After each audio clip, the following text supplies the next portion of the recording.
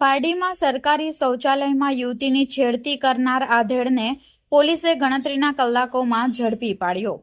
પારડી શહેરના દમણીઝાપા વિસ્તારમાં મહિલા સુરક્ષા સામે પ્રશ્નો ઊભા કરતી ઘટના સામે આવી છે।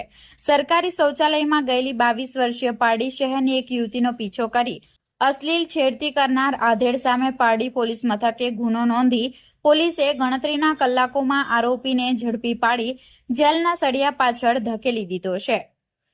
5 ઓગસ્ટની રાત્રિએ યુવતી શૌચાલયમાં ગઈ ત્યારે મહેશભાઈ રામજીભાઈ પટેલ નામના આધેડે પીછો કરી બહાર અશ્લીલ ઇશારા કરતા હતા અને બળજબરીથી હાથ પકડી છેડતી કરી હતી। યુવતીએ બૂમાબૂમ કરતા આરોપીએ હાથ મચકોડી જાનથી મારી નાખવાની ધમકી આપી ભાગી છૂટ્યો હતો।